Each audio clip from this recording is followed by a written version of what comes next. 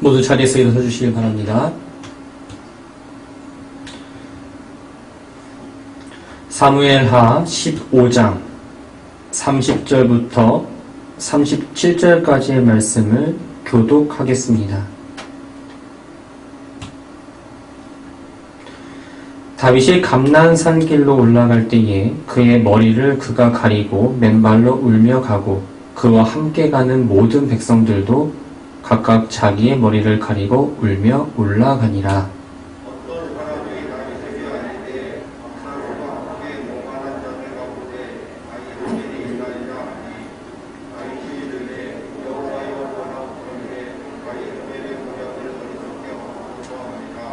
다윗이 하나님을 경배하는 마루턱에 이를 때에 아렉사람 호세가 옷을 찢고 흙을 머리에 덮어쓰고 다윗을 맞으러 온지라.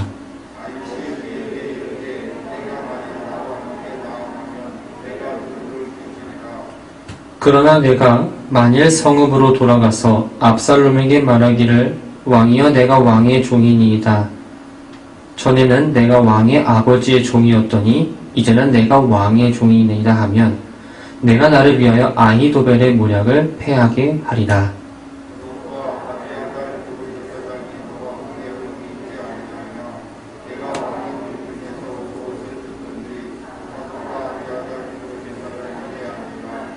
그들의 두 아들 곧 사독의 아히마아스와 아비아달의 요나단이 그들과 함께 거기 있나니 너희가 듣는 모든 것을 그들 편에 내게 소식을 알리지니라 하는지라.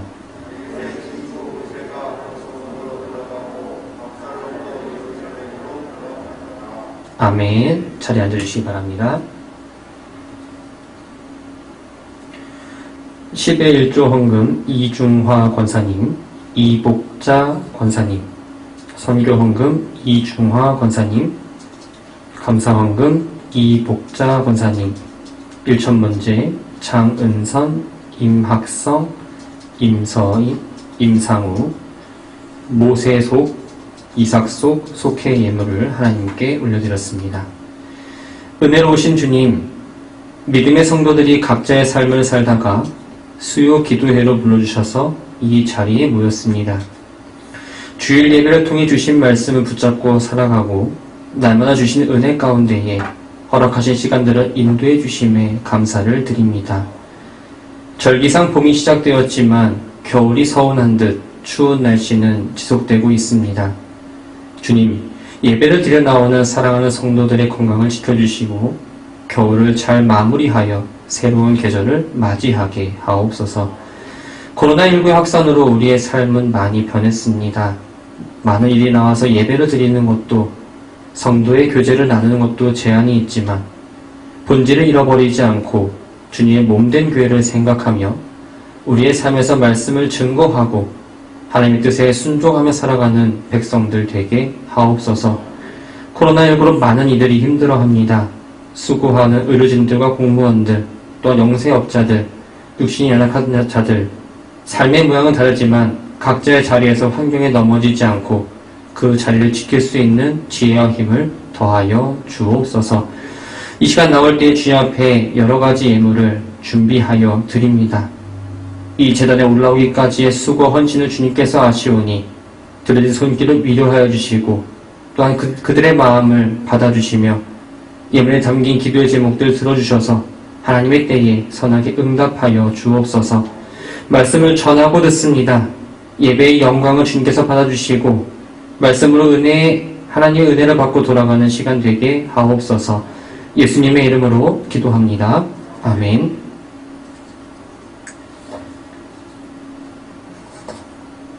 수요 기도에 나오신 여러분들을 주님의 이름으로 축복합니다. 2월 4일부터 지금 중국에서 베이징 동계올림픽이 열리고 있습니다. 세계 여러 나라 선수들이 다양한 종목에서 4년 동안 준비했던 모든 노력들을 뽐내고 또한 그것을 보는 우리들은 환호하며 또 격려하는 시간이 올림픽을 보는 날입니다. 우리나라는 전통적으로 쇼트트랙에 참 강세를 보이는 나라입니다. 그런데 아시는 것처럼 중국체전이라 말이 나올 정도로 한국 국가대표들이 올림픽에서 메달을 아직도 하나 따지 못했습니다. 이해할 수 없는 판정으로 실격을 당하고 메달의 색깔이 바뀌고 또 부상을 당하고 반칙과 여러 가지들을 보면서 눈살을 찌푸리기도 합니다. 한 종목에서 다양한 문제가 발생하듯이 나에게 찾아오는 문제 역시 다양합니다. 이러한 문제에는 두 가지 특징이 있습니다. 하나는 상대적입니다. 내가 겪고 있는 문제가 감당하기 어렵고 힘들다고 생각할 수 있지만 내 문제를 누군가 듣거나 봤을 때 나와 같이 공감하거나 또 그렇게 어렵다고 느끼지는 않을 겁니다. 교회의 문제, 어떠한 삶의 문제에 있어서 30년 이상 목회하신 담임 목사님과 이제 목회를 얼마 하지 않은 제가 느끼는 어떠한 문제에 대한 체감은 분명 다를 겁니다. 다른 하나는 예측이 불가하다입니다. 시간과 장소를 정해서 문제가 발생하는 것도 아니요. 일정한 나이가 되면 통과 의례처럼 거쳐야 하는 일도 아닙니다. 예측이 어렵기 때문에 준비할 수도 없지만 예측을 한다 하더라도 문제 해결 방안이 마치 그 해답지에 나온 해설처럼 정확하게 떨어지지 않습니다.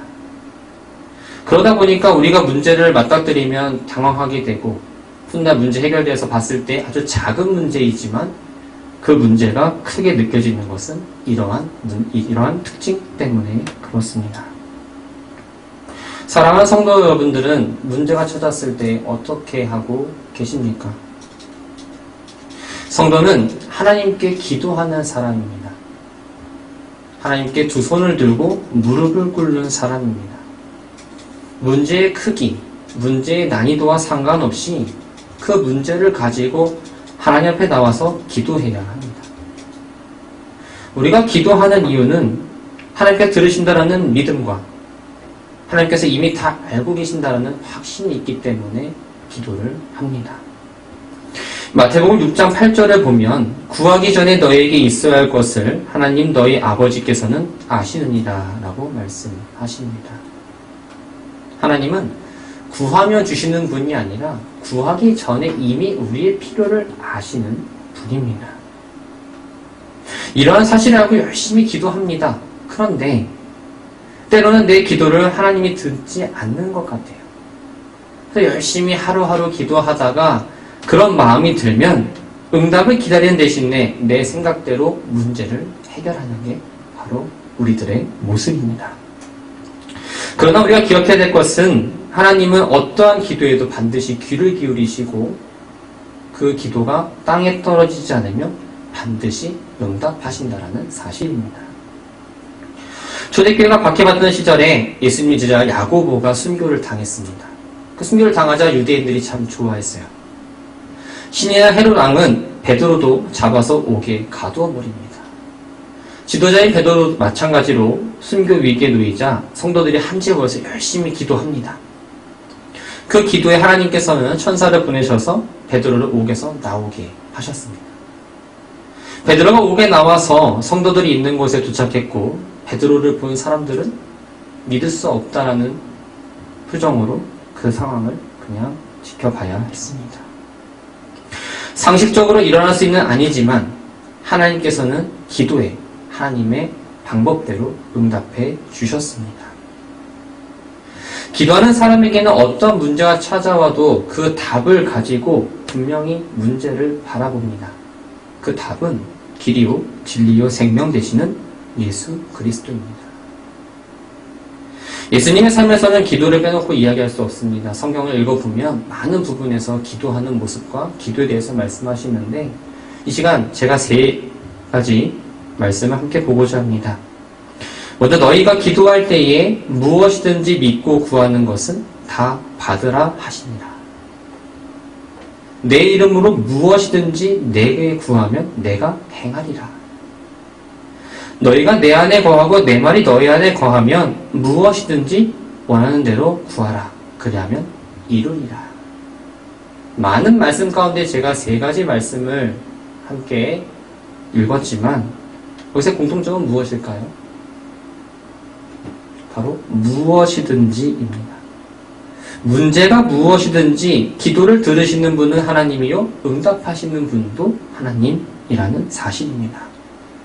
하나님의 거한 우리가 문제가 생겼을 때에 내가 가진 것들로 문제를 해결하지 않고 문제 너머에 계신 주님을 신뢰함으로 또 여쭙고 나에게 주실 응답을 기다려야 합니다. 오늘 본문에 등장하는 다윗의 모습을 보면 우리가 늘 알던 다윗의 모습이 아닙니다. 요압의 주선으로 다윗과 화해한 압살롬은 왕자로서의 자신의 위상을 되찾자 은밀하게 반란의 계획을 세웁니다. 병거와 말들을 준비하고 호위병들을 두는 등 기초적인 장비와 병력들을 잘 갖춰놔요. 그리고 4년에 걸쳐서 다윗에게 향했던 민심을 자신에게로 돌려놓습니다. 모든 준비를 마치고 다윗이 왕으로 등극했던 헤브론으로 가서 반란을 일으킵니다. 아들 압살롬이 반란을 일으켰다는 소식을 듣고 10명의 후궁들과 제사장 사독 그리고 하나님의 언약궤를 메고 기다리던 레위인들은 예루살렘 성에 둔 채 신하 몇 명과 가족들을 이끌고 감람산 도피길에 오릅니다.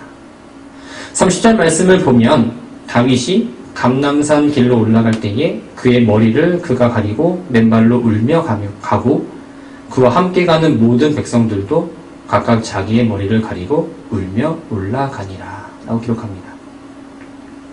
다윗과 다윗을 따르는 사람들은 각각 자기의 머리를 가린 채 올라갔습니다.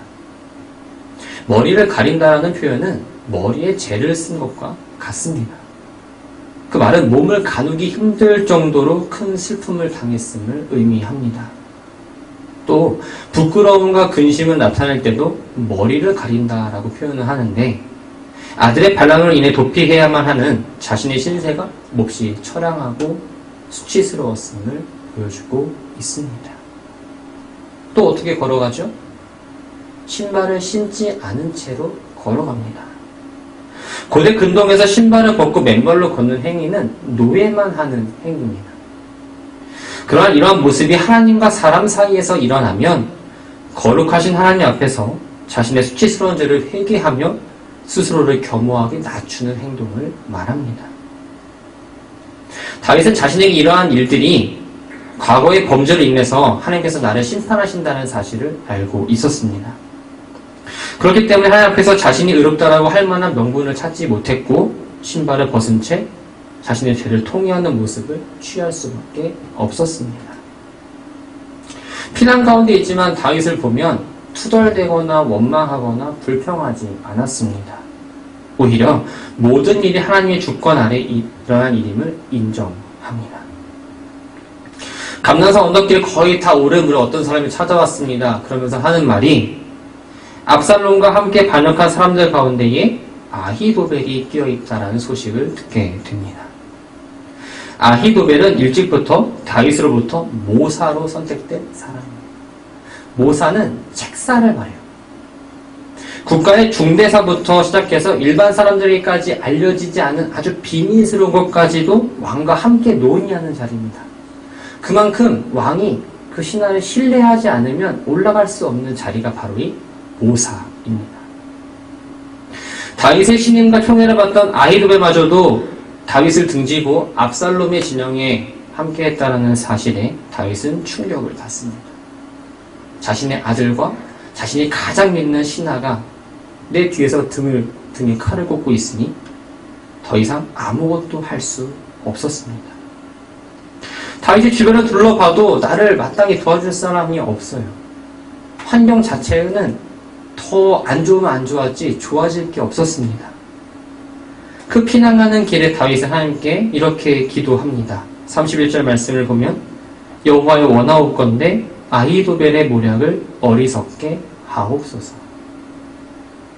아히도벨이 아무리 지혜롭고 똑똑하고 능력이 있어도 하나님께서 그의 지혜를 우둔하게 만드시면 그의 지혜가 아무나 소용이 없다는 걸 다윗은 알고 있었습니다.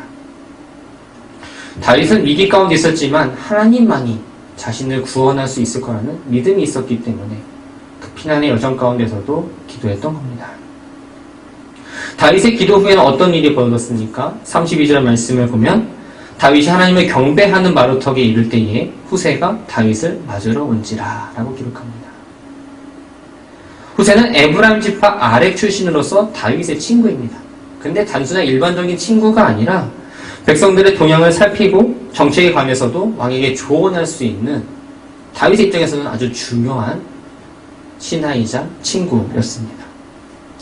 감난산 정상에 올라갈 때에 압살롬이 반란을 피해 도망하는 다윗의 초라한 모습을 보고 후세는 옷을 찢고 흙을 머리에 뒤집어 쓴 채로 애통해하며 다윗에게 나왔습니다.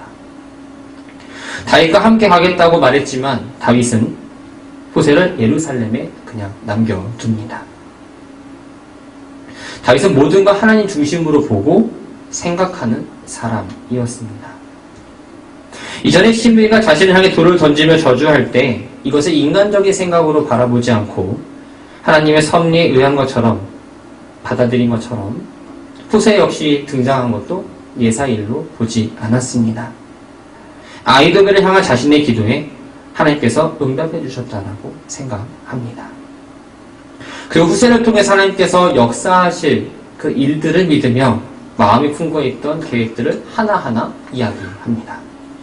34절 말씀을 보면 예루살렘으로 돌아가 압살롬에게 이제는 다윗의 종이 아니라 새 왕인 압살롬의 종이 되겠다고 말하라. 다윗은 후세에게 예루살렘으로 돌아가서 두 제사장 사독과 아비아달과 힘을 합치고 압살롬 곁에서 듣는 모든 말을 두 제사장에게 전달할 것을 제안합니다. 그러면 사독의 아들 아히마아스와 아비아달의 아들 요나단이 그 정보를 다윗에게 전달해 줄 거라고 말합니다. 다윗의 계획의 후세는 다윗이 시킨 대로 정탐 역할을 수행하기 위해서 곧장 예루살렘으로 돌아갑니다. 그리고 헤브론에서 반란을 일으켰던 압살롬도 거의 같은 시간에 반란군들을 이끌고 예루살렘에 들어왔습니다. 이제 압살롬이 남은 건 하나입니다. 정당하게 자신의 왕위를 차지하면 됩니다. 그렇다면 이 거사를 성공적으로 마무리하기 위해서 어떻게 해야 될까? 아히도벨에게 좋은 묘책을 하나 내놓으라고 제안을 합니다. 압살롬은 왕위를 차지하는 데 있어서 단순히 힘으로만 쟁취할 수 있는 게 아니라 백성들의 민심도 필요함을 알았습니다. 사무엘하 16장 20절부터 17장 4절까지 말씀을 보면 아히도벨의 계략이 나옵니다. 다윗과 압살롬 사이가 완전히 갈라져서 이제는 다시는 화합할 수가 없음을 백성들에게 보여주어야 합니다. 그러려면 다윗이 남겨놓은 후궁들과 동침하십시오라는 제안을 합니다. 그리고 병사 12,000명을 데리고 다윗의 뒤를 쫓아가서 다윗과 그를 따르는 무리를 기습해서 겁을 주고 위협해서 다윗을 죽이겠습니다 라고 계략을 내어놓습니다.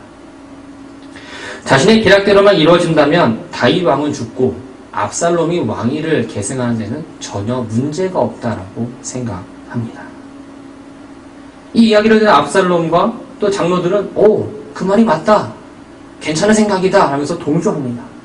이렇게까지 끝났으면 좋았을 텐데 이 압살롬이 이제는 후세의 계획도 한번 들어보자라고 말합니다.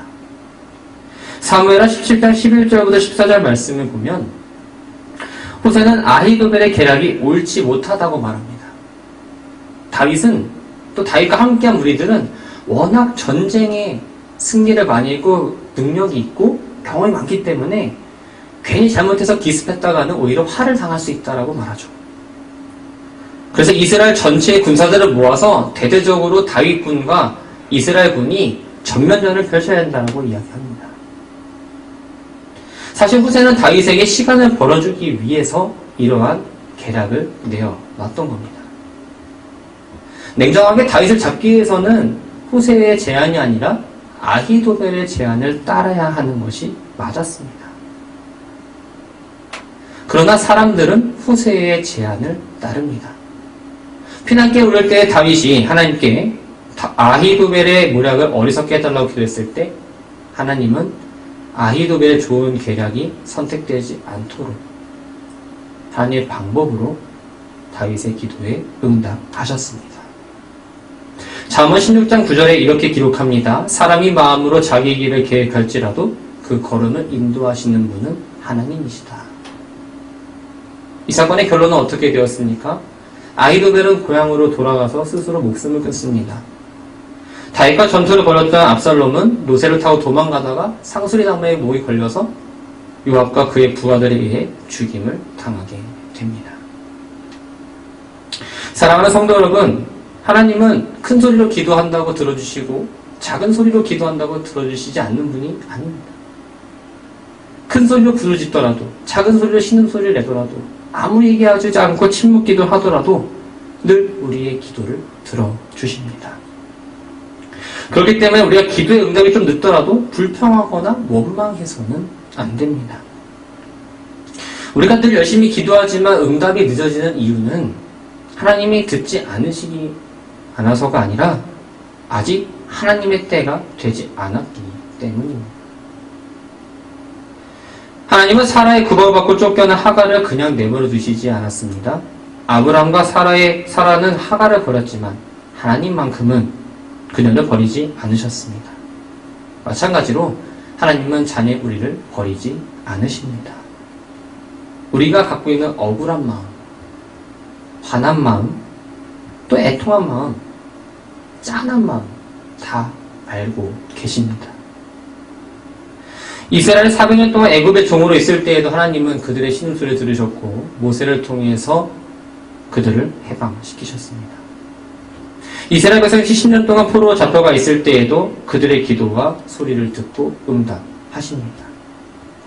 소경 거지 바디메오가 다윗의 자손 예수여 나를 불쌍히 여기소서 라며 절규했을 때 무시하지 않고 들어주셨습니다.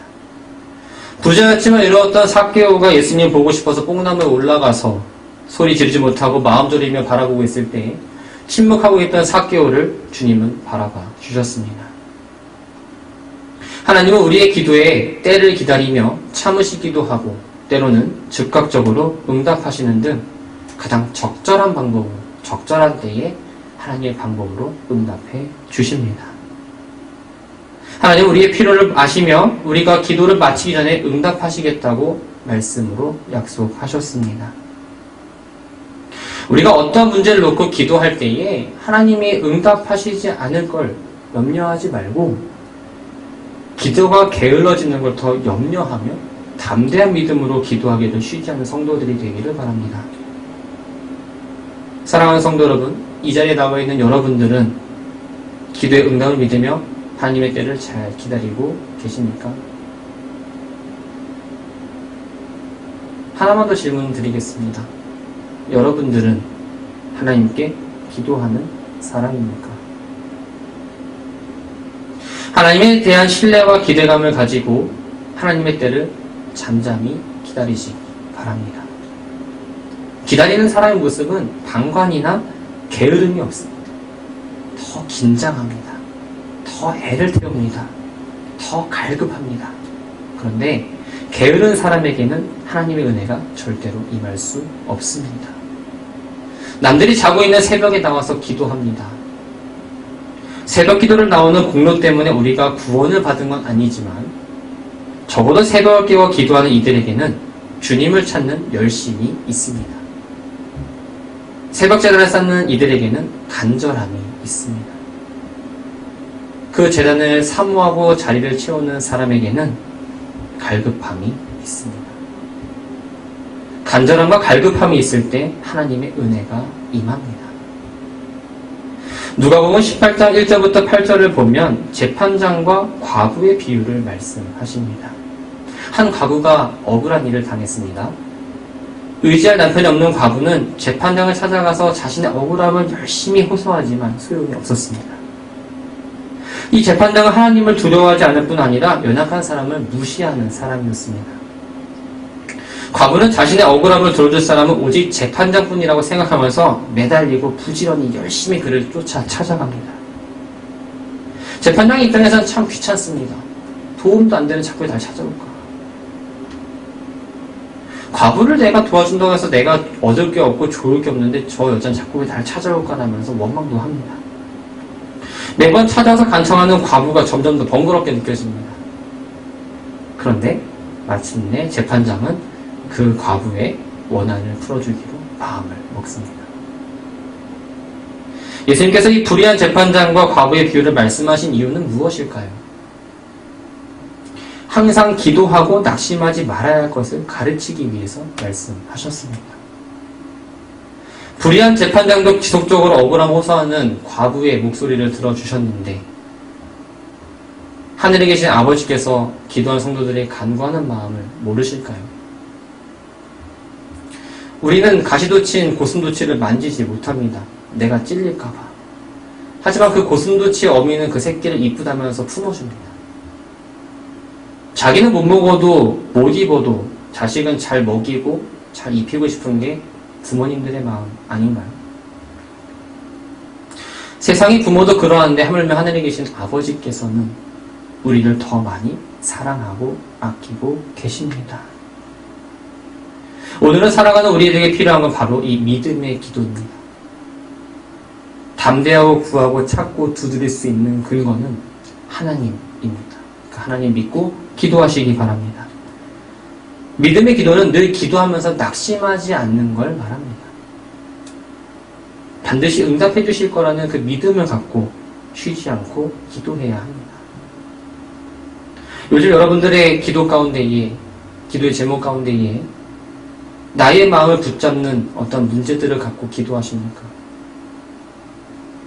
나를 염려하게 만들고 자꾸 과거를 뒤돌아보며 발목을 잡는 문제들로 기도 제목이 하나하나 늘어가고 있습니까? 기도의 시간에 내가 가진 문제들을 하나하나 다 내려놓고 주님께 맡기시기 바랍니다. 우리가 하나님을 찾을 때 하나님은 움직이십니다. 그리고 기도는 절대 땅에 떨어지지 않습니다.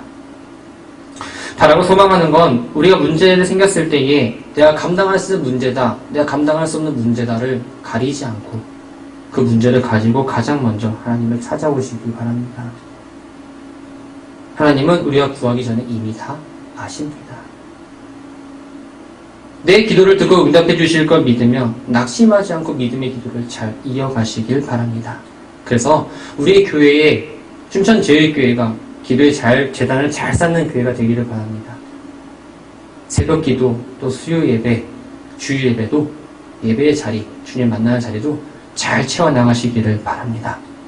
그래서 우리들의 입술 가운데 늘 기도가 머물고 하나님의 응답에 순종하며 믿음의 길을 잘 걸어가는 성도, 하나님 뜻에 따라 하나님 보시기에 좋은 교회가 되기를 주님의 이름으로 축원합니다. 함께 기도하겠습니다. 참 좋으신 하나님, 순례길을 걸어가는 우리의 인생 가운데에 생각지 못한 문제들이 있지만 그 문제로 인해 외롭거나 혼자 끙끙 앓지 않고 주님을 부르며 기도할 수 있음에 감사를 드립니다. 내가 구하기 전에 이미 나의 필요와 상황을 아시는데 우리는 때로 하나님께서 기도를 듣지 않는다는 생각에 기도를 멈출 때가 있습니다. 하나님의 뜻을 구하기보다 하나님의 시간에 기다리지 못하고 급한 마음대로 내가 가진 것들로 문제를 해결하며 살았습니다. 주님은 나의 작은 신음에도 응답하시고 목 놓아 주님을 부르며 기도할 때에도 듣고 응답하시는 분인 줄 믿습니다. 그 믿음으로 기도의 응답이 조금은 늦더라도 불평하거나 원망하지 않으며 기도하기를 멈추지 않게 하옵소서.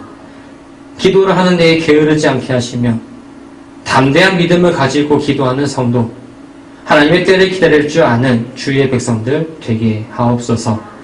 기도함으로 염려와 근심은 사라지고 하나님의 사랑과 은혜를 충분히 맛보며 이 땅 가운데서 하늘나라에 대한 소망을 품고 살아가기를 소망합니다. 기도의 자리를 사모하며 하나님께서 허락하신 생명줄을 잘 붙잡고 주어진 시간을 잘 살아가게 하옵소서.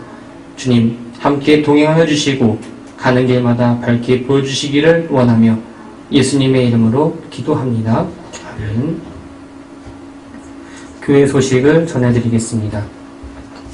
춘천 동지방 지방회가 금주 주일 오후 2시에 신성교회에서 있습니다. 지방에 참석이 어려우신 분들은 이임장을 사무실에 봐주셔서 작성하시고 저에게 제출해 주시기를 부탁드립니다. 올해 예배위원이 데려가시는 계단 게시판에 비치되어 있습니다. 보시고 내가 어느 때에 예배를 담당하는 순서다를 꼭 기억하셔서 예배자로서 잘 준비하시기를 바랍니다. 기복 영수증 필요하신 분들은 사무실로 신청해 주시고, 신청해 주셨던 분들은 사무실에서 꼭 찾아가 주시기를 바랍니다. 다시 한번 기도합니다. 지금은 우리 구주 예수 그리스도의 크신 은혜와 아버지 하나님의 무한하신 사랑하심과 성령님의 교제하시고 교통하시고 치료하시고 위로하심이 길이요 진리요 생명 되시는 하나님의 시간을 인정하고 나의 작은 소리에도 응답하시는 하나님 말씀에 순종하기를 다짐하는 사랑하는 귀한 성도들 위해 이제로부터 영원토록 함께 하시기를 간절히 축원하옵나이다. 아멘.